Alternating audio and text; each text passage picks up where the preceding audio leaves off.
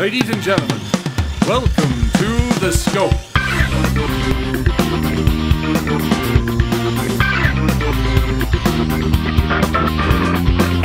And now, here are your hosts, Jared, Adam, and Shane.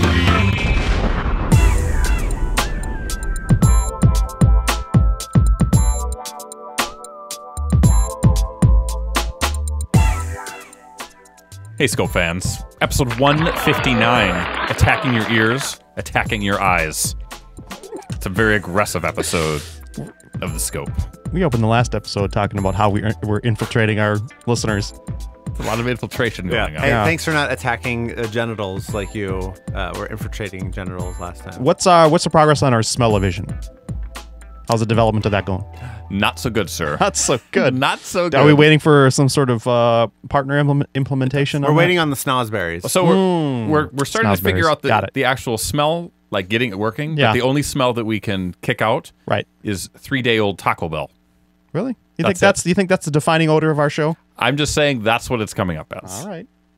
It's not roses and daisies, my friends. Bitches. Disgusting. Bitches. So, guys, back in episode 158, I had a whole agenda. Yeah. On the top of the show, we were going to talk about the Hunger Games. And it ended up turning into a crazy Doctor Who conversation. It did. And, you know, and I'm an expert on Doctor Who, so of course I had to lead it. Time well spent. Yeah. So we're going to circle back. We're going to talk about the Hunger Games Catching Fire world movie premiere. Which we were at. We were at, Adam. It was a very special thing. So Shane and I were there. You should have seen my gown. As you walk down the red carpet. You remember that time when Trey Parker and Matt Stone dressed up as Gwyneth Paltrow and J-Lo? Yeah. Very similar. For the Yeah. Golden Globes? Very similar. No, it was the Oscars. They went to the Oscars It was in that as- outfit. I okay. believe it was. Then yeah. they changed when they actually You don't got you don't pull a move like that out for the Golden The Globes. Golden Globes. That's an Oscar. That's an you Oscar go to the move. premiere event and that's when you pull that move out. Let's spend 40 minutes talking about You that know and now. skip Hunger You know. Games altogether. Okay. So, as everyone knows, the Scope is lucky enough to get sneak preview passes to a lot of films. Yeah. We got them for the Hunger Games, but this was a little unique, Jared. It was. Because it wasn't the typical, we're going to give out 500 passes and the first 40 people in line get in. This was an actual contest where we didn't know this until we got there, but our seats were reserved. We won through Subway, so it was a national competition. 75 Really? winners in 24 markets. So, Jared, we were concerned that we would not even have, the movie started at 9:30 our time. Yeah. You had there, but there This was is all synchronized with the West Coast, by Yes. the way, because this is the LA premiere. But they had an 8:30 live streaming video cast of the red carpet event. So all of the Hunger Games people, this is a Yahoo sponsored event, Arriving in their limos. arriving in the limos and being interviewed. So Jared and I normally when we go to these sneak preview movies, we get there about an hour early, maybe a little bit more. Yeah. So we're thinking, okay, 9:30 movie, 8:30 start. We're going to have to be there at least by 7:30. So we get there a little bit before that. And I think it was about 7:40 or something. was it 7:40? Sure, yeah. It was close, though. And we get there was absolutely no line. Yeah. And they So- had a table set up, and Yeah. they had just had tickets already pre-printed, and you just give them your pass, and they give you a pair of tickets, Yeah. and We walked on right your merry in. way. We did have to surrender our cell phones, as they Yeah. like to say. We did not give it to them this time. We just brought it back to the vehicle. I would not give them on you, Precious. No. My 4S. It's 4S. That thing is worth its weight in gold. I tell you, stepping up from a 3GS, it's like night and day. It was. But it's not about my phone, Shane. It's No. about our Hunger Games experience. So we ditch our phones. keep it on track. We go in and Don't this, interrupt. This theater has reserved seats. And so we were thinking, oh, there's nobody out here, so we're going to get really bad seats. But we go in, and I think we end up having probably the best seats in the house. We're pretty good. We were right in the center section. Which theater was this at? This was at the St. Louis Park. Showplace Showplace. Icon. So it's reserved seating. Yeah. You have a row and seat number on your ticket. Yes. And I don't know. They must have been giving out, like, filling it up back first and then front for whatever reason, because there were people sitting in the front section and there were people sitting in back of us, and we just timed it right so that we got tickets right in the middle. And It's great. I also think that there were different companies that were giving away, or different organizations that were giving away tickets. Yeah. So there was a radio station that was giving one away, and all those people were off to the side. I Sure. think Subway got the best seats in the house because that was their national. So you won this by going to Subway? There was a contest link that was tweeted out several weeks ago, and it was Subway was sponsoring it, and you just put your name and address in, whatever, and I won for some reason. So hey, Go me. So we got in. It was great. Go to Subway. Go to Subway. I will with my $5 in free Subway. Yeah, they credit. gave us Subway cards. They I gave know. us posters. They gave us Subway drink cups. Not only do we get the red carpet and the movie, but we get free Subway. $5 footlong. Yeah, we were walking out and they're like, "Hey, would you like a Subway cup?" And I said, "No, I'm good." She looked at me and she said, "You know, there's a gift card in there." I said, "First of all, why are you talking like Fred Schneider from the B-52s?" It's second of all, give it to me, baby. Yep. So we took it in there, but so we get in there. It's 7:40, and what happens when we get there, Jared? Well, we arrived just in time for the I guess the warm up act. Yeah, like A local KS95 DJ. I don't know who it was, but Moon, Stacy. no. it was their producer from Moon and Stacy. He used to be on KDWB. Okay. He's the producer. I don't. So remember his name, he but- gets on the mic, and it's a weird situation already because he's close enough that we can hear him direct, but then there's a delay in the signal, so we're getting the delayed audio through the speakers in the theater, and with that Dolby Atmos sound. Hey, everybody, buddy. That's what it sounded like. Yeah, and so he was asking, well, what? I don't remember what he was even talking about. Was he asking questions? He was a hype machine, Jared. Yeah, Hype master. just getting us all excited for the event. and then he goes, what does he say? I forget. I He totally goes, forget what he talked and about. by the way, everybody stand up. So people are excited because they're throwing out T-shirts and stuff like Yeah. that. He goes, I've got a $100 bill taped to the bottom of one of Oh, your chairs. So everybody gets up and looks. Everybody stands up and looks. And Because he who goes, doesn't want $100? And he goes, I don't have any money taped under your seats. What an like, asshole. what an asshole. That's it. KS95's off my list of Done. radio I mean, stations. get out of here, man. Go play your Nora Jones. I wonder what he thought. I wonder if he was like, this will be pretty funny Yeah. gag. People will get a kick out I've of it. done this before with great success. Folks, look under your chairs. There's a $100 bill taped under one of them. He usually Just does kidding. it at like It's not The there. promise of conservative- money. He does it at conservative fundraisers Yeah. where people are like, I'm not going to stand up for $100. Oh, and then and then he plugged the station's like birthday daily get birthday thing. You call in with a birthday or whatever, and you could win $100 or something like that. Yeah. Like, it's It was to a me, whole it tie-in. sounds like you want to give out some money tonight, but I guess you Yeah, don't. there's a bunch of whole radio promo stuff. So whatever. So he leaves, and then you get the kind of the warm up stuff for the red carpet. But soon into it, all they start doing is playing Hunger Games trailers for the movie on screen. So there's been we see like 3 different trailers like repeated over and over. And it's Over like we're and gonna see over the again. movie. You don't need to tease it for us. Seriously, we probably saw one of those trailers 5 times sitting ridiculous. there waiting for the Yahoo red carpet event. Mm-hmm. So And we got occasionally we got some audio Yeah. from the red carpet because it was obviously going on and people were arriving. But it seems strange because I was telling Jared, it seemed like they were pre-recording it because we were hearing it, and then all of a sudden when it started again, we're thinking, what's going on here? Is it the same stuff? But it wasn't. No. They were just interviewing the early people that got there. people, we don't get to see them. They're not important enough. So the Catching Fire red carpet event would be like taking all the worst aspects of your red carpet and then only focusing on one movie. So it would be like, let's focus on Transformers: The Fall of Cybertron and everything that has to do with Transformers: Fall of Cybertron. Now, I'm not saying Hunger Games is that bad, but it's just everything is about the Hunger Games. So There's a team of 3 people. Yep. There's the lead dude. I don't remember any of their names. Sorry, guys. he's sort of a Ryan Seacrest-y. I think he actually he writes for TV or something, so he's somewhat well known. Yeah, and he seems to know these people from J.J. other Abrams. events. So It's like yeah, J.J. sure. Abrams is there. So there's there's George Lucas covering it. is There's what the he was lead doing. dude, and then there's his partner farther down on the red carpet, she's a little bit more of the fashion person. Yeah.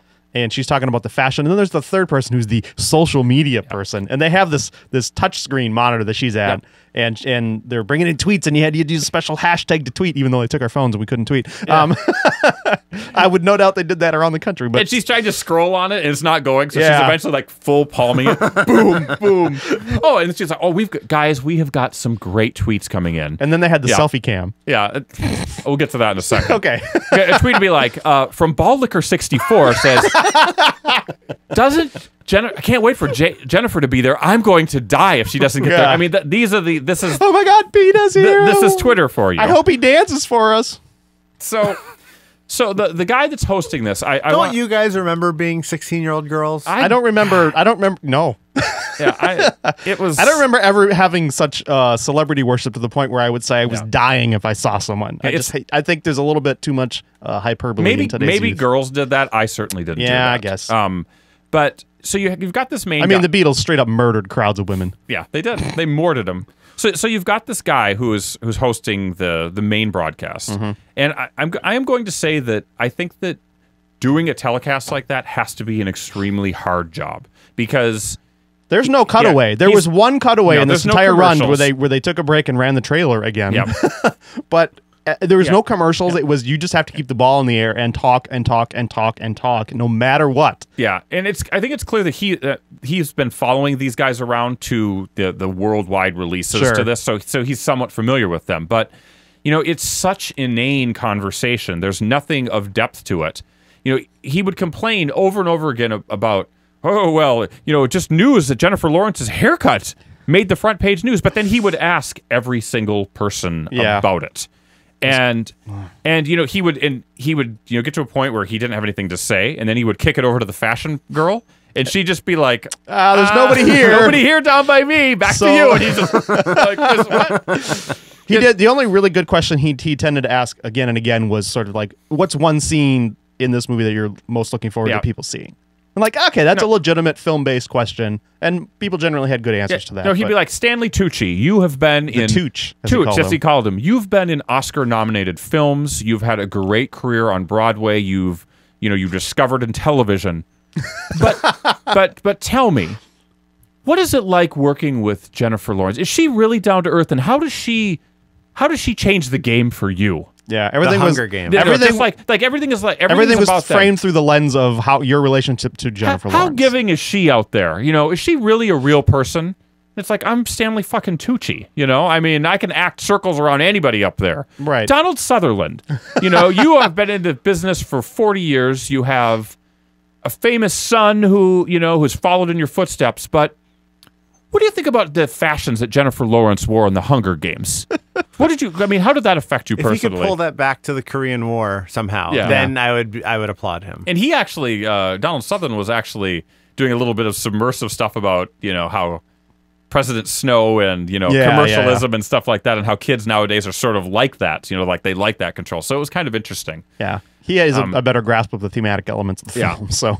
But it was, seriously, Adam, it was an hour of the same question. And everyone was being asked what it was like to work with Jennifer Lawrence and what she's like. And it's all building up, and we're thinking, goodness, we're finally going to talk to Jennifer Lawrence. Jennifer Lawrence is going to be here any minute, just 10 minutes before the movie started. Oh, here comes her SUV. She's here. She's going to be coming up first to the Yahoo podium, yahoomovies.com. Yep. And she is going to talk to us. And then Jennifer gets caught in a tons of paparazzi mobbed, and then she's signing autographs, speed signing autographs. She just it's like this. It looks like she's having a seizure out there trying to sign everything. Then there's a group of people who apparently had camped out overnight or something like that. So they're in the special bleachers where the people are, and that's where she's doing her speed signing, or she's left-handed. So and all the while, the host is saying throughout the show, as you can see with our overhead cam, we have got thousands of people watching this. Yeah. There are thousands. I think there were more people taking pictures from the paparazzi than the people in the stands. Seriously, they could not have had more than 300 people maximum at this thing. And they shut down L.A., downtown L.A. The mile-long red carpet, which was probably the length of Jared's house, which his house, Jared does fine, but his house is not a mile long. No. Half a mile. And I don't have Prince money here. Jennifer Lawrence gets out of the car 5 minutes before the movie. Yep. She's walking the red carpet, and then what does the host of the Yahoo Hunger Games presentation say, Jared? Says, well, we're not going to get to talk to Jennifer Lawrence. She's going to go in and watch the movie. Yep. She's out there now. She's going to be going in, but let's just take it all in. Yeah. And then he was just quiet. Let's just take it all in. So we got to see a lot of her posing for photographs alone with groups of people in front of the poster, all over, signing stuff for fans and stuff like that. And it's like, yep. We didn't. All this build up, no J-Law interview. Okay, you guys sat there and watched this. We did. We had no choice. Okay, you couldn't go upstairs to the bar? Maybe we could have. Probably could have gone out, but we didn't. We took it all in. We were experiencing the moment. Jared, we totally forgot to talk about the girl that was the woman, very beautiful woman who was doing the fashion commentary. Yes. She interviewed two people. Because nobody wanted to talk to her. None of them connected to the movie, I don't think. No, there was... it was Lindsay Fonseca and her sister. Yeah, Lindsay Fonseca, who I have no idea who she is. She was in Nikita, and she's the daughter from How I Met Your Mother, who's sitting on the couch. Oh, is she? Yeah, she's a lot younger there because they did all that at one time. That's why she's they used the same footage, but... But so she's interviewing her, and she happens to be, best friends with the fashion woman. And so they're just talking about... whatever. They're having a conversation there. At least it was a nice human moment. It was, but it was like, that's what she's getting. PETA doesn't want to talk to her. Hemsworth doesn't want to And then talk to it her. was, The director doesn't want to talk to her. Just her best friend that she talks to on the red carpet. And I remember the other one. It was Peter Fasinelli Yeah. and his kids. Heavy hitters. I mean, heavy and hitters. he's there in like jeans and Yeah. it's like, what? And I don't then, and then the conversation was about like who would win between him and the mother. You know, I don't know. So it was something very awkward about killing her parents or something like that. I don't Again, remember. it's back to you just got to keep talking and talking, Yeah. and you can't drop the ball. It's very much like this show. Yeah. And then they cut over to the Twitter lady, and Yeah. she would read some inane tweets. Yeah. And we saw her shoes, though, her sparkly shoes. Yeah. That was exciting. She has the hair of Katniss and the clothes of Effie. She said that about 5 times. Like She had her hair in a braid. Yeah, it was a braid. It was a braid hair. God. Anyway, so I don't know. There are people out there who really like this kind of red carpet stuff, but That may have tainted my review just a little bit, the I day, have to admit. The day after advanced screenings, they often will put up, hey, who went to this screening? Yeah. What did you think of it? And I read some of the comments on this. This is on Facebook. And it was almost universal that red carpet stuff was a waste of time. It was atrocious. terrible. So people were not happy with that. And maybe it's different if you're in LA and you can enjoy it first person, but yeah, sitting in a theater watching it broadcast is like just a snooze. That red carpet event was the equivalent of the Xbox One Day One achievement. You get it? It's It's a callback, everyone. It's elite to have it, Yeah. but it adds nothing. It's cotton candy at best. It melts in your mouth and it leaves you feeling pretty Can disappointed. I talk about my Hunger Games near red carpet experience real quickly? Please, and then we're going to move on. I We went got a lot of show, Adam. We I went cannot to slow a down. theater that recently had a full renovation. Okay. It's a newish theater in Coon Rapids. Well, that tells you one thing. The city's name is Coon Rapids. Yeah. Sorry, that's in Minnesota. The Crapids. Yeah. There's a lot of raccoons there. Yes, No, exactly. racism. And they have the new pick your own seat, type system. Yep. You get it reserved, Yep. all that stuff. And they have motorized recliners. Every single seat So you in the push it? entire theater has 2 buttons on it. One for recline, like you go back, Yeah. and the legs come up, and the other one for come back. And it's motorized. It's not like just So you look the down. handle. I'm sure you look down and everybody's going. Zzz, zzz, Every no Right. maybe at So first. it's like you're sitting in a mid 80s Cadillac Eldorado. Yes. Exactly. It's like Wall-E. or the car I drive now. It's like Wall-E, where everyone is reclined watching. Sure. At one Wally point, is coming to truth. Is Coming it to a, truth. now, is this a situation like an airline situation where if you put your seat all the way back, you're encroaching on the space of the no, person behind because you? it's like the ones where you can, even with people fully stretched out, you Yeah. can easily walk between, in front of them. You can do cartwwhiles through there. Yes. Tumbling maneuvers. There are probably 66% fewer seats in that theater now, Yeah. I would guess, than there used to be. Which theater is this? This What is chain is it? AMC Coon Rapids. Okay. And it's still, it was Friday night, and it was $10.50 for this movie. So it's not like they were upcharging it. Our thousands of New York fans are going crazy when they hear these prices. So Yeah. at one point, we were in the very back row. Hey guys, Saturday morning, $6. That's it, baby. I stood up.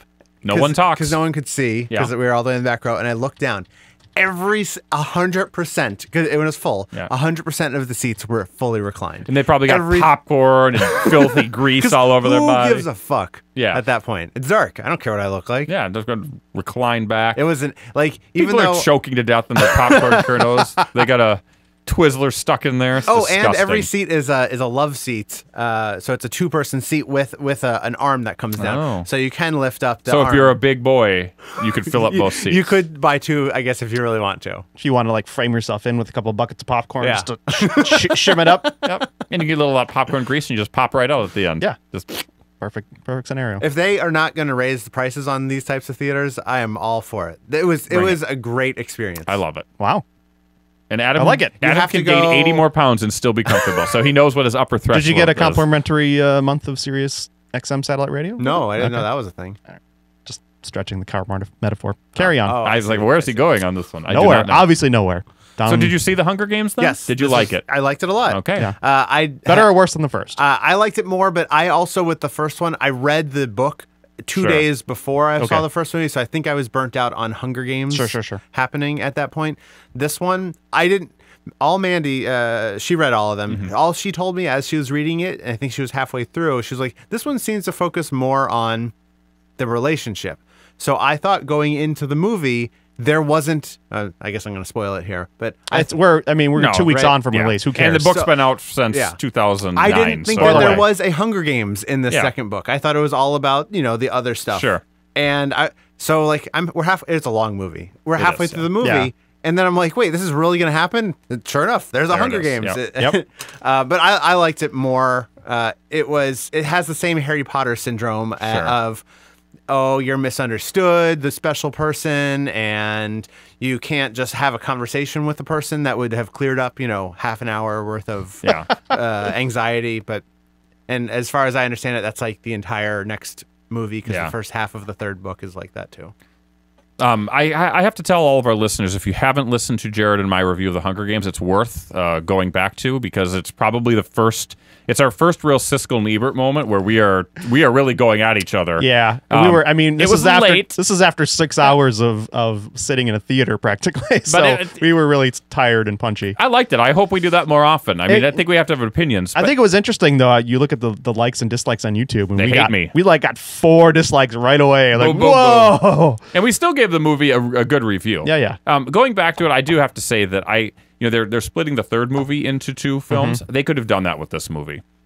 I think You read the books? Yes, I Okay. could. Looking back at it, I really liked the world building that they did in the first half of this movie. Like I like seeing all the different districts I and felt like the that- uprisings, Yeah. and that they kind of rushed the Hunger Games part at the end. But they did that in the book too. I Yep. mean, it wasn't Agreed. it wasn't like you could replay the same thing over again. It'd be the same beats. But I like the idea of the world and what it's becoming and how it's going to tumble. Yeah. Versus kind of just going through the motions of some of this killing each other stuff.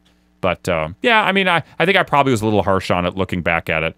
I still feel like it was push forward. We got a lot of story to cover. Yeah. And I still feel it was a little louder and bombastic compared to the first one, which I like the quiet moments in the first one better. Yeah, and that's just directorial change, yeah. different vision. But let's be honest, this movie is going to be reviewed and has been reviewed very, very positively, and it deserves it. It deserves it. So there we go. So if you haven't seen it, go see it. Go see it. Yeah.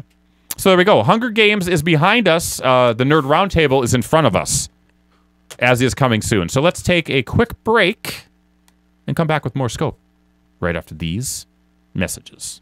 Yes. This is the Fump. Do do do do. Twerk twerk twerk. Do do do do. Mecca mecca high mecca honey honey ho. Cloud to the rock to the nectar nectar nickel. It's an N-word. It's definitely an N-word. I should have wrote it down. Sorry. Where do we go when the plundering's done? To the Pirates Tavern of Asky Scurry Scum. Have a yo-ho-ho and a bottle of rum at the Pirates Tavern, yo-ho! Jesus wants your donations. He came to Earth so he could die. That doesn't make sense. Okay, then we'll move on. Have you heard of Islam? It's all about the Wookiee! That's the Funny Music Project at thefump.com. THEFUMP.com. It's all about the Wookiee! It's all about the Wookiee! It's all about the Wookiee! Give it up for Joy!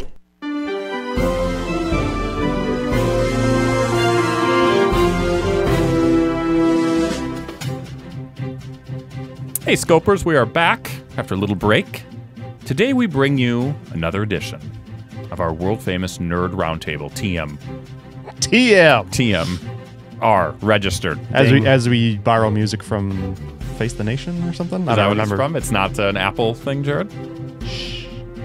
Don't tell YouTube. All right, guys. Nerd Roundtable, we've got 3 topics of discussion. They're going to be very controversial. Jared and Adam will have a lot to say about it. I hope so. So Looking let's forward to it. let's dig in. Topic number 1.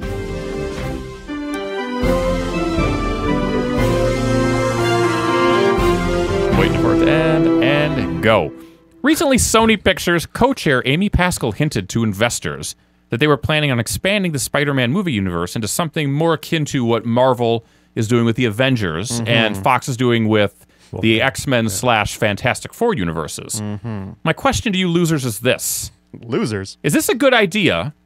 And what characters, if any, from the Spider-Man universe could carry his or her own movie? Adam, I look at you. You're a humongous comic book fan. I can tell that you're a super nerd just by looking at your face. So I don't understand how this works. When Marvel licensed I'll explain it this to you. out, Yes. they said you get to make movies of Spider-Man and His other amazing people. friends. What is and it his the- amazing Yeah, friends. the ancillary, is that the word? Ancillary. There? Ancillary characters. It's like Black Panther, or no? What's No. the lady? What's the Black lady? Cat. So Black Cat. Like, there's a good question. Black Cat Firestorm. maybe could be Firestorm is different because Firestorm is a mutant. So she may be Just more. thinking about the amazing friends. I want this to go to court, and I want that to be an argument.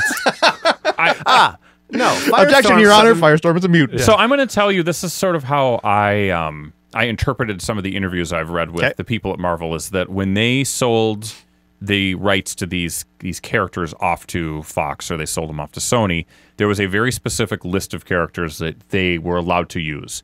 And there are also some characters that we're going to see in the X-Men, the new X-Men movie and the Avengers movie, where you have crossover characters. Quicksilver. Where they could be in both films. And it's just sort of accepted that those characters have roots in both universes, so there's really nothing you can do about it. Now, if they were smart, for instance, with Quicksilver, they would coordinate it. So they would have that same character in both films. So if they ever wanted to do a crossover, a proper crossover, then your bases are covered, because that's really what the fans want. Right. But they're not smart. But they're not smart, and that's not how they're going to do it. They're assholes. Different actors, possibly even different interpretations of the character. Yes. So Well, I mean, then it's like that kind of still fits into comic books, because it's like you have the Earth 2 version, Sure. you have the Ultimates version. I mean, you could look at it that way. So if if- you want. So if So you're if a comic book reader, it's okay. You can get your head around it. But as a normal film viewer is going to be like, why is the same character in these two movies, but is completely different? Hey, Hitler's in a lot of different movies. That's and he's true. played by different actors. Wow. So Godwin's Law. I love it. So I guess you Right to have Hitler. You have to be familiar with the Spider-Man lore to really answer this question. But I can give you some color. Sure. I don't think that there are a lot of defined heroes in the Spider-Man section of the universe that would be considered only Spider-Man characters. Yeah. I can't think of any. So you would have Other than Spider-Man. So you have Spider-Man. You have Venom, who has been both good and bad. You've got Black Cat, who is Also. both good and bad. But boy, she's hotter than a pistol, that girl. Yep. But then you Almost all the boob is showing. Yeah. All the time. then you start getting Probably won't do that in the movie version, but Yes. You start getting into a little bit more of questionable hero types in the Spider-Man universe, where for a time Spider-Man was cloned, or he had a clone of, his name was Ben Reilly, and he kind of took over for Spider-Man himself. Yeah. But he essentially was Spider-Man. You know, he dressed up as Spider-Man. He was snarky like Spider-Man. Yep. You had there was That's part of the spider thing. Yeah. It's just being snarky. So the gay kid, the Hispanic kid, the current Spider-Man. Yep, but he also was playing Spider-Man. that's an Ultimate version. It's an Ultimate Spider-Man it's version. different universe. So it's different universe, but you could still bring him into bring him into that universe. But so basically, what you're Spider-Man saying is known like as there's a villain. bunch of different Spider-Men. Is what we're There's looking a at. noir Spider-Man. I forget. What, If you wanted to do that too, there's the 2099 Sure. or 20XX.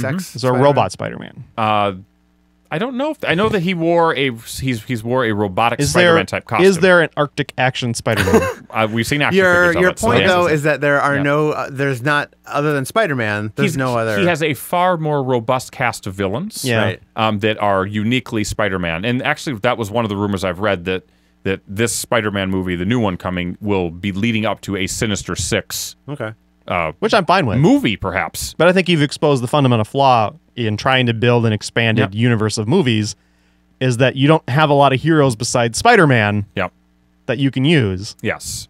Especially if Spider-Man is the only property that Sony owns. Now, Yeah. now think about Fox, for instance. They have X-Men, which has a gazillion characters. And they've already got an X-Force movie planned. And they also own Fantastic Four. Right. So you have all of this Fantastic Four. Fantastic Four is interesting because Yeah. there might be crossover characters in the Fantastic Four that might pop up in the Avengers. So you have some characters that kind of live in both worlds. The one character that you might see in a Spider-Man movie, maybe not, Kingpin. Although Kingpin is part of the Daredevil world, which is now owned by Marvel Studios again. But Kingpin also is a main villain for Spider-Man. I mean, he could be a foil for anyone who's based in New York. Yeah. Spider-Man, Daredevil, Spider-Man, Daredevil. There you go. I'm sure there are more. Moon Knight. Moon Knight, yeah. Got Moon Knight. A lot of Moon Knight guys out there. Doctor Strange, he's New York-based, isn't he? Yeah, I don't think that he fights. Where does he fall? Is Doctor Strange? Doctor Strange isn't a. He's Marvel proper, right? He's Marvel proper. Because they're talking about doing a movie or maybe a TV show with him. So. Yeah, I think that Marvel at the time when they gave out the rights to Spider-Man and X-Men, they tried to limit the damage as much as they could, but. I'd be curious to go back and or just interview some of the people that set up those deals to see if they thought what was going to happen did happen. You know, kind of. Well, they couldn't. I mean, right? Because X-Men was the first one, and it did so much better than was expected. Yeah. And then X2 did even better. And then Spider-Man. And Spider-Man 1 and 2 were both amazing. And then, but then both franchises kind of hit huge bumps with their third ones. And I feel like with Venom. That's probably the hardest part. Is he was part of the right? He was in 3, or was that 2? He was in 3. He was in 3. Yeah, and should have never been in it. And it was that was a bad movie, yes. right? By all accounts. And that's the last that the general movie going public knows of the black suit. Nobody Spider-Man. knows about that. Yeah, right. So if they did want to bring him back as a helper for or someone that's like an anti-hero. That becomes more difficult because of that. Yeah. But, people don't seem to care when they're rebooting stuff so quickly. Spider-Man does have the opportunity, or at least the Sony plans, of doing something which has never been done with superhero movies, which is tell the story from a villain's side. Now, the question is, how do you make them likable? Can you make them likable? Is that really going to be something that you want to do? Or you want to be cheering for people that are robbing banks and plotting to destroy the world, or do they have to change them to such a degree that some of the villains are really good, or they've got a crisis of conscience? I don't know. To me, it's. I mean, anti-heroes are big right now. I mean, they're you get a Deadpool type character who could probably do a really good film. I mean, that's nothing to do with Spider-Man, but that would be the just X-Men universe. in general terms, in entertainment, television, and films, anti-heroes are popular. So if you could somehow come up with a take on a villain who's more of the anti-hero type, it could be popular. Sure. I'm just not sure who in the Spider-Man universe kind of fits that role. It just they've all been more traditional villains, right? Archetype. To me, what it says is Sony should really think about talking seriously with Disney and Marvel. Say, okay, how can we bring these universes together a little bit, at least at a wink and a nod? I know we've talked about this a lot in the show over in the past, and over and it's like, what is the why would you keep them separate other than you just want to say this is my sandbox and no, I don't want anyone else playing in it? How big would a movie be if Spider-Man wasn't an Avengers movie? Right. I mean, that co-production, would that be gigantic? I mean, could you do a co-production with Disney and Sony? Why couldn't you? But I don't understand why. Like, are you saying the Avengers, which made the most money in a very long time for movies, would have made more money if Spider-Man was in it? Possibly. I doubt it. What would it take? And they would have had to share that money with Sony. What would it take?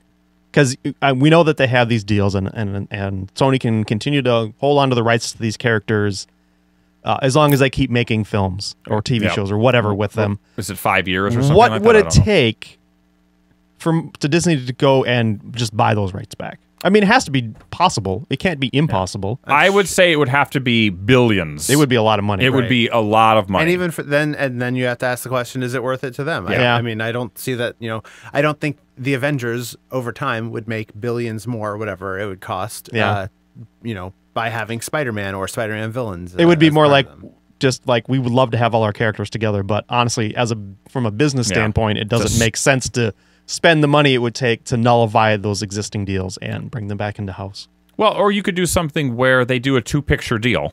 Sure. Where one studio gets, they come up together, they work together to get scripts that they want, and, one studio gets 70% of the first and 30% of the second, and then vice versa.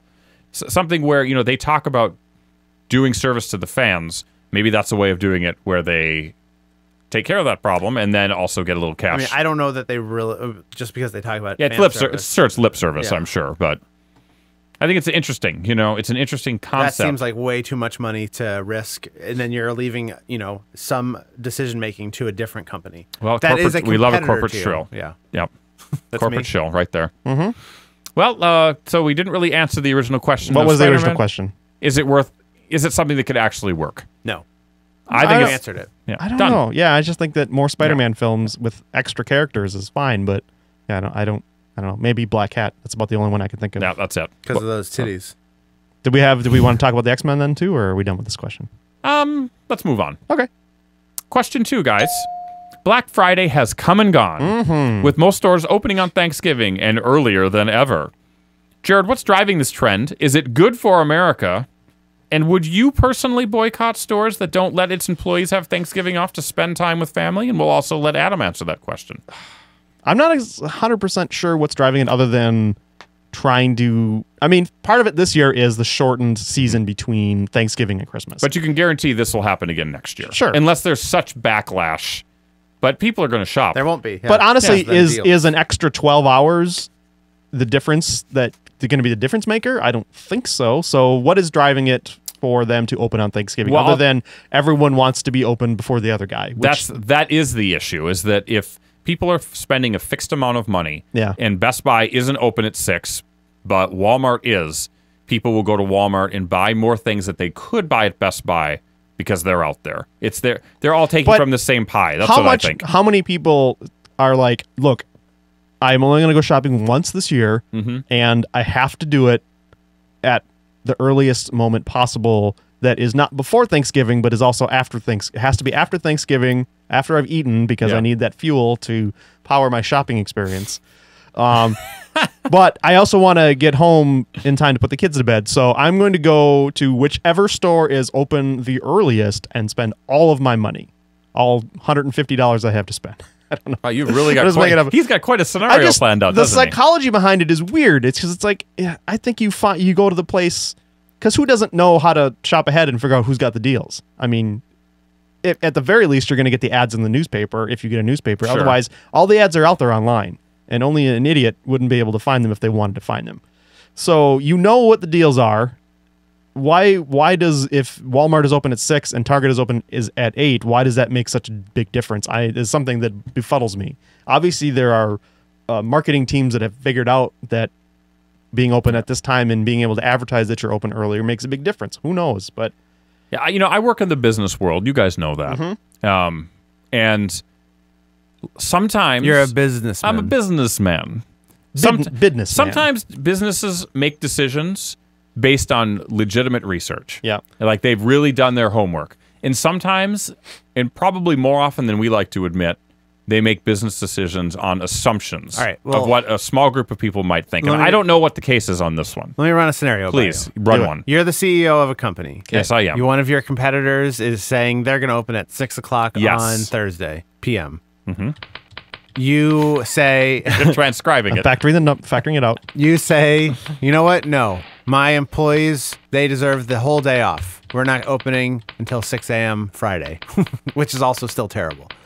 Because that's a piece that people forget is that, yes, the stores are opening early, but that means employees have to be there even earlier. At least an hour earlier if they have, because they're probably doing a lot of prep work on Wednesdays, so it's not like they're going to necessarily be there at 9, but there might be people that are there at 9 in the morning. But again, you, as the CEO, make that decision. You guys wind up lower than expected sales, maybe because of that, maybe because of other issues. Maybe your sales weren't as good, whatever. Sure. You're accountable. So why even run that risk? Walmart's doing this. Let's copy Walmart. I don't want, at least then we're offering a comparable setup. That's a fair argument. argument. It's a race to the bottom. Yep. It's a fair argument. And as long as people compound that problem by going, because people do go. Because people don't care. People don't care. People love to bust doors. As long as it's not me working, I don't care. Let's do it. Let's get those sales. This is something that will never change. And more and more, I mean, it'll start sneaking into other holidays, maybe even Christmas. You never know. I mean, Jared, when we worked at Toys R Us, it was always, stores will never open on Thanksgiving. It would never happen. And then Kmart did it first, essentially, and then it was over a while. It probably took 10 years, but eventually stores are doing that. So now, what would be so wrong about stores being open a few hours Christmas morning, just for those people that need to get those last-minute Christmas gifts? This is the only thing right now. The only thing Isn't it a little late at that point? Maybe, but Jared, you get a little sales in there. Okay, I get it. What they should do is charge stay open more. until midnight Christmas Eve. Sure, yeah. Let's just push it. Well, but I think they do. I think some stores probably do that already. I know a lot of stores close early, but some of them will stay open as long as 8 o'clock. I think. But like maybe being a predominantly Christian nation, despite the fears of the war on Christmas, that might be the only thing saving us from that being the case right now. Because everyone knows that all the Muslims want things open on Christmas. That's the key. That's why the Chinese food's always open on exactly, Christmas. Jared. There's plenty of non-Christian Christmas celebrating people that will partake of the great deals this time of year, though, too. Yeah. So it's not about. I mean, it is about Christmas sales and. No, they check your religion now. They when do. You're during okay. checkout. Do they you have to drop the pants to see if you're circumcised or not? Got it. That's right. So let's get back to the original question. Would you It guys? seems like a recurring theme. Would you guys boycott a store for being open on Thanksgiving? We'll start with Jared. Tell the truth. Probably not. Define boycott. I can't because Not- all of the stores I shop at are going to be open. So Not do any holiday shopping there. Well, that's easy for me to say yes I'm part of to the problem. because I only buy stuff on Amazon. People should be really angry at Amazon. They're open on Christmas. They never close, Jared. I mean, I buy a lot of stuff 24 on Amazon hours. too. So I can't really boycott a Target because I go there for other You stuff can't too. boycott it, Jared. I mean, it makes no difference. Yeah. Oh yeah, that's a good point. Then I'm in the same boat as Jared. I think we're all in the same boat. They got us by the short hairs, and that's the way it is. The question is, did any of us go out shopping during the Black Friday sales? I have gone out. No, I'm talking because this episode will be out afterwards. Did any of us go shopping? I did not. Not this year. Not enough good deals. What about you, Jared? Well, I had been considering purchasing an iPad, and there were some pretty sweet deals out there. So I'd say it's better than 50-50. Yeah. Probably 60% chance that I was out there at some point. Probably not Thursday night, although I wouldn't say I was. We like teasers, so we'll let you know in a few weeks if Jared Here's the deal. actually got an iPad. I do my family does an early Thanksgiving. We're at the table at 1:00. 7 a.m. is my Thanksgiving. So 7 a.m. So Turkey omelets. by Thursday evening, I'm home. He's and, done. and I'm like, there's nothing stopping me from going out and busting down a door to He get gets a deal. that turkey grease. He rubs it all over his body, turns up the heat in the house, and starts watching Dexter. Well, I grease up so I can slide past people trying to get through the Jared's door. the first one through the door. Yeah. Let's talk about the real victims here. Yeah. The NFL Network. Yes. Because if you're going out shopping at 6 p.m., Yep. you are not watching that last game. We've got some good games, Jared. I don't even have the NFL Network, so I don't care. You can come over to our house if you want to watch What's the game? Steelers Vikings. What was the game? Steelers Vikings 2. Wow. It's amazing. Best game of the year so far. Anyway. I don't know which one it is. It is the night game. I won't. Now this is kind of going to break something out there going to that break some caught news your here. eye, though? They're selling a World of Warcraft game time card at GameStop for a 3-month card for $15. I thought you were out of World of Warcraft. That might bring me back. Did you see the Conan O'Brien World Yes, of Warcraft I watched thing where this. he fell in the snow and he died and he was very angry about upset. that? That was pretty funny. Like he was doing weather forecast while he was doing the play-by-play. Nice. That was enjoyable. So, yeah, I think we all are part of the problem. We're hypocrites. We are. And as America goes, so do we. Question number 3. Jared, Adam, The Hobbit, The Desolation of Smaug. Is that how you pronounce it? Sure. Sounds good. Hits theaters on December 13th. My question is this. Has the luster wore off in the Lord of the Rings films? Does the general population still really care about this? And can this film bounce back from the borefest that was The Hobbit, An Unexpected Journey? I hated it. Adam. I feel like the luster must be gone, or at least tarnished, right? Didn't the first one make a ton of money? It did actually do pretty well. Okay, but people didn't talk about it in the same way that people they weren't did. urinating in their pantalones. It wasn't over nominated for. It didn't deserve it. Return of the King won the an best Oscar, picture. Adam. Not an Oscar. It won the Oscar, Jared. It did. You're such a doubter, but it won an Oscar. And I'm pretty sure I figured it would. Look it up. Or both I don't of need the to. other I know. ones. I watched it. I watched it happen. Look it up on Wikipedia. It may or may not be true. Call back.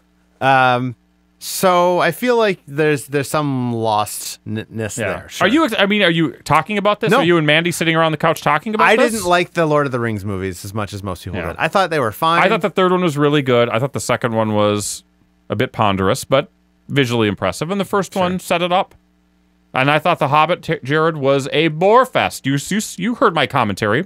It was a bore fest, was it not? Not all of it was a bore fest. I think I'm taking that as yes. It was a bore fest. No, I liked the quieter moments when when we're experiencing the world of Middle Earth. Yeah, What about the singing? But there were the singing was fine. I didn't mind it. But there's way too many video game chase scenes in that movie, and they look stupid. And especially at that 80,000 frames per second. Yeah, we saw it in 48 frames per second. Never I'm again. never doing that again, Jared. And we saw it in 3D. Never again. Never again. I will see the sequel, the Desolation of Smog. Me too. And I will see it in 24p. Non-3D. Non-3D. You and I greased up. Yes. Did you That's the only guys see? We'd like to see it greasy. What's the space movie? I can't think of the name. Spaceballs, of course. The George Clooney one. 2001. Gravity. Did you guys see Gravity? Of course did we you did. see it in 3D? Yes, we did. Okay, so It was great. Completely worth it. We agree that 3D can be done correctly. Yes. Once out of every 100 movies, it's done perfectly. When it's in outer space and there's not a lot in the background to distract you, it's when great. it is basically an IMAX movie that you would see at the Air and Space Museum, it turns out to be good. Correct. Sir. Okay. So to further answer your question though, is the bloom off the rose, as it were, I with like the that. Lord of the Rings movies and the Hobbit? I think with big time fans, yes. I think they're tired of it. I think they were upset that they were upset when The Hobbit got turned into 2 movies. They were really upset when it got turned into 3. And I sounded like an SNL character for a second there. It's not like you're a little bit of Regis in there. And I think that They're coming up to 3. I'm not sure that the stuff that they've added to the trilogy of Hobbit films, it makes it worth them being that big. Jared, is that going to be something that really freaks people out? We've got new characters I don't in care this. about that, but I just don't know that the additions are good enough to warrant them extending it to a trilogy. Gotcha. Honestly, I think you could have done a tight 1, maybe 2 films out of this story. Probably 1 is enough, but whatever. We've got a trilogy, and it seems like it's padded out with a bunch of stuff. Is this Peter Jackson's prequel trilogy? Is this Peter Jackson's Katrina? Let's talk about it. It's Katrina. Well, we're not going to... Is this Peter Jackson's AIDS? You know what? It might be. This is his AIDS. We'll see how the second... If not AIDS, chlamydia. All right. That's terrible. I think that the first one definitely did... Spitting all over the place. Did sort of have a bit of a Phantom Menace feel to it. Not necessarily that it, apes that film, but in that, like, we were very excited for it, and then we saw it and we're like, Yeah, like, what is going on Is this how here, things are Jared? going to be? So who knows? It could be. Okay. Harry Knowles will tell us that the second one's going to be way better, and we'll think it is going into it, and then we'll get tricked again for the third And then we'll check his finances, and we'll find out he was paid off by Again. New Line Cinema.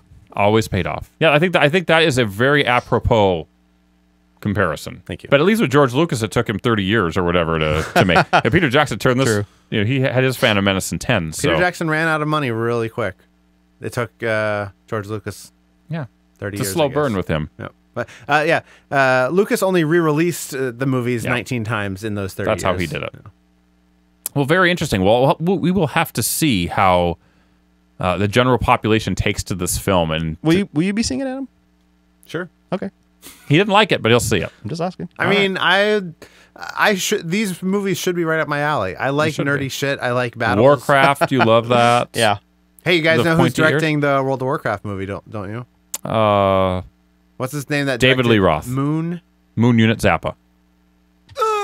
Who directed Moon? Why can't I think of his name? He directed Spike Jonze. I know the guy. I know the guy you're talking about. Shoot.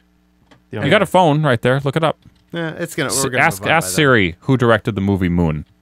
Ask Siri Butts. Let's do Does it. that still work? I don't know. It does. Who directed Moon? Moon, starring Sam Rockwell. It was directed by, I can tell you, Duncan Jones. Sorry, Jones. Siri. My fingers are faster than your Jared's brain. got fast fingers. Yeah, Duncan Jones That's what he is, says to all the ladies. is directing the World of Warcraft movie. Interesting. Well, there we go.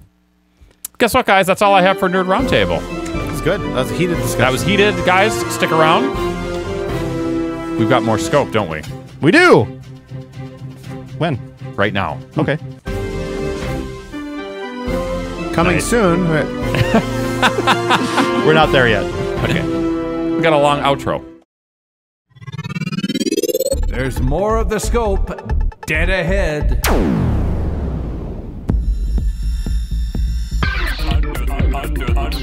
Under the scope. Everybody. Under the Scope also brings you. Everybody. Coming soon. What? Oh, shit. Where is it? Damn it. That's the one. That's like an NFL coach getting a 2-minute warning and then calling a timeout right after the 2-minute warning. I don't like, oh. All right, Adam. What's coming soon in the next week of popular culture? You just Do it twice. for emphasis. Now we got it. Music. I got to prove I found it this time. December 3rd, we've got a new album from Boston. Just an album from Boston. Who knows? Let's just. Life, Love, and Hope. That's just the theme of the scope, isn't it? Pretty much, yeah. Britney Spears. That's what we're Either about. that or the desolation of Shane. Come on now. Britney Spears has a new album coming out. It's called Britney Jean. Now, this is my hope is that this is a Chris Gaines sort of situation where she is introducing a new character. I doubt that's the case. Chris Gaines needs a massive comeback. Is this a play off of Billie Jean? As Britney in Jean. Billie Not Jean My is Lover? not my lover? Does she think that she was the subject of that song? Maybe she was. Maybe she was the child. Highly likely. And Leona Lewis. Oh, you mentioned her last podcast. I had no idea who she was. She won the X Factor in the UK. Now I know. She has a Christmas album coming out this week called Christmas, with Love. Movies Sounds coming fun. out December 6th. We've got Out of the Furnace. This must be the last couple weeks before we get the very last minute Oscar hopefuls. Yeah. I don't know what Out of the Furnace is. I made a Holocaust joke that's what's earlier. Christian Bale. Christian Bale. That's what he's in there. Okay. He's on the poster with a rifle, scoped rifle. I don't know. Directed by Scott Cooper. The Scott Cooper? Of course. Is there any other? DVD and Blu-ray. Zoe Saldana's in it. Woody Harrelson, Sam Shepard, Willem Dafoe. It's a great cast. Forrest Whitaker, Casey Affleck. Wow. Okay, I might want to see that one. Big cast. We've got the DVD of The Simpsons, 16th season. They just keep churning them out. We've got The Wolverine. And we've got Lilyhammer, season 1. That's, of course, the show. The first Netflix show? It is the show about the 1994 Winter Olympics. Yep. It's Lilyhammer, Norway. Gripping. It was middling reviews on that. Gripping. As far as Netflix first original content. It was something that was already produced, and Netflix just kind of bought it. It starred what's-his-face from The Sopranos. Yep. Chris. Good old Gandolfini. what's-his-face. I don't know. Angelo. Let's say Angelo. You mean Yo Angeler? Yeah, Angela. Angela. Video games. Yeah. This is a big one. We've got Gran Turismo 6 for not the PlayStation 4. It needs to be for the PlayStation 4. PlayStation 3. Making no sense whatsoever. Yeah. I guess there are 60 million of them out there, so sure. Let's do it. That's it. There's not much coming soon, but There is Hit It or Miss It, guys. It's our world-renowned, everybody loves it. It's our segment in which we pick something from the upcoming week of pop culture that either you need to check out or you need to avoid like the plague. Jared, it's on you. It's on me, and I say miss it all! Even The Simpsons? It's a terrible week! Okay, now in retrospect, this was a strong a bit, because there is Even The Leona Simpsons. Lewis? There is The Simpsons, you could skip that. My miss, all of it is completely diluted by the fact that I decided that I thought I wanted to see that Furnace movie. Out of the Furnace? It's Out of strange the that Furnace. it's strange that he actually said, I've got to see that movie during the coming I said, soon. oh, I want to see that. And I you did. miss it. would you say you'd hit that movie? I would hit it. All right. I'd hit Hit it it. hard. Now we know what your hit it is. I'm going to hit Out of the Furnace. I didn't like Sure. that face he made. He sort of did this. YouTube will probably hate that too.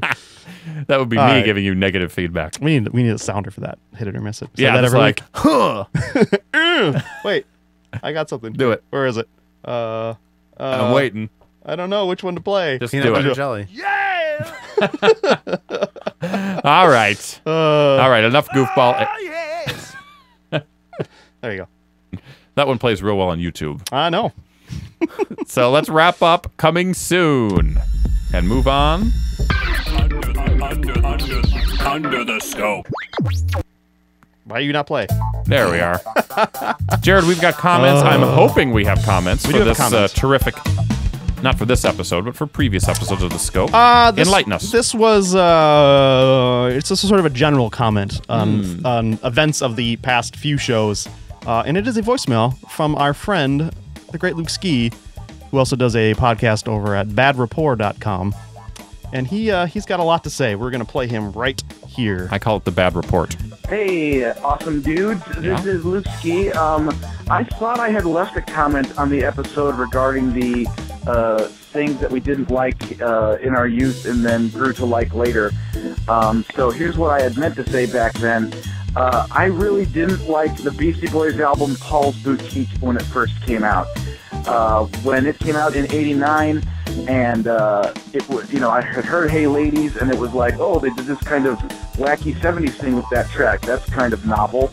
And I was expecting the rest of the album to be "License to Ill" Part 2, and the rest of it was more of this '70s influenced avant-garde stuff. And to 15-year-old Luke Ski in 1989 was not interested in anything like that. So What was he interested in 1989? I don't know. Oh, wow, that pauses everything. Okay. Mariah Carey's career, perhaps? Nope. Not 85. She started in 89. I know this from my college music class. He said 89. He said 85. Oh, you're right. He did say 89. I'm sorry. New Kids on the Block just starting. Milli Vanilli, perhaps?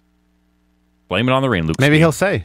Let's see. Here we go. Even their third album, Check Your Head, I brought the tape back to the store complaining that the tape must be defective because all of their vocals sound really fuzzy for some reason. And they exchanged the tape, and I brought that home, and that one sounded exactly the same. I didn't realize that they had done that intentionally. Mass-produced chaos, Jared. So it wasn't until I got into college and revisited those albums that I started to appreciate them a lot more. Because, I liked me some old-school Beastie Boys. So there's... Okay, he's got another comment after that, but I want to talk about the Beastie Boys stuff. Did you guys have, what did you have an impression on Beastie Boys? Did either of you listen to them when you were younger? Because No, I did. I did not at all. I was mostly I did college, later. late I was college. 9 in 89. So you didn't get to experience firsthand the difference between License to Ill and Paul's Boutique. Tell us, Jared. He's not wrong. It was a stark change. But for whatever reason, I really, really liked it. And the change is chalked up for the fact that they moved from New York to California, and they had a different production team. They had the Dust Brothers who produced them. Chemical Brothers' first name. Some people don't know that. Was it? Yeah. Same guys? No, the Chemical Brothers' first name was Dust the Dust Brothers. Brothers. Yeah, then different they had to guys. change it. Okay. They had to change it. And it's an interesting album because it's so filled with recognizable samples that something you could never do today. It would cost a fortune. So it's sort of a unique archaeological piece right there just to listen to it. I don't know. I really liked it. And Check Your Head I liked a lot too. And I really enjoyed the fact that they were sort of kind of re-embracing their punk roots and sort of, playing live instruments again and doing distorted vocals. And that's part of the reason that I really like the Beastie Boys is they completely evolved their song album to album to album. So sorry, Luke. I got it right away. I don't know what's wrong with you. Yeah, Jared, once again. All right, back to Luke's comment. Do it. Yeah, also wanted to say that I liked the Scoper Bowl live from the stadium there. I thought that was a really cool thing. I thought it was awesome that you guys were able to go out there as a group and record out there, and I just thought it was a cool thing to do. Even though I'm not into sports, I appreciate the effort that you guys did to do a special episode like that. So anyway, keep up the awesome work. Later, Cumber bitches. My wife still will bring up how I was taunting you, like getting in your face and yelling at you during the game, Adam. It was very uncomfortable. I did not like it at all. Did you end up listening to the edited piece? I did not. Mostly because at one point I turned and I looked at you, screaming into your phone, like you would, like it was the Super Bowl. I know. Well, it was the Scoper Bowl. I was very excited. I had to get some B-roll so I could edit it together, and it worked out really well. And I was like, well, this is the end of this team's season. I don't want to think about it anymore. And then the next week was even worse. So it was for everyone involved. I had a good time. I appreciate the effort you went to get the tickets, Adam, which wasn't much, but you did it. Thank you. And we all had a good time, and we should do it again. I had a good time for the first 45 minutes of the game, for the first 2 hours or whatever. And then when it went down, what the fuck? What a bad. bad team. I wasn't there about the game. It was just. It was about the experience. It was about the experience, exactly. You guys had already given up on your season. Oh, yeah, we were way done. See, I hadn't yet. Yeah. Well, now you have, right? Yes. You're out. That's okay. Good. Any other comments, Jared? That's it. That's it for, okay. If you want to comment on the show, you can write us into comments at thescopeshow.com. Call the voicemail line. Again, 2 weeks in a row, demonstrated by another listener. Yeah, a smart listener. 612-21-SCOPE. That's 612-217-2673. I imagine it works in every country of the world. I just imagine it does. Trinidad and Tobago? Yeah. You can also follow us on Facebook, Twitter, and Tumblr. Those links are over at our website on thescopeshow.com. But if you're watching this on YouTube, we have a YouTube channel if you weren't aware. You can like this episode, you can comment on it, share it with a friend, or, hey, subscribe. We like subscribers. We do. Again, that's youtube.com/thescopeshow. Back to you, Shane. All right. Well, let's wrap this thing up. Episode 159, epic. And it's completed. Jared, Adam, myself, Luke Ski, thanks for calling in. We'll be back next week. Another episode. Shake us up. Ladies and gentlemen, we find ourselves once again at the end. I hope you've enjoyed our time together. I know I have. Fear not, Scope faithful. Days shall pass as if they were but a moment. And Jared, Adam, and Shane will return with another thrilling episode.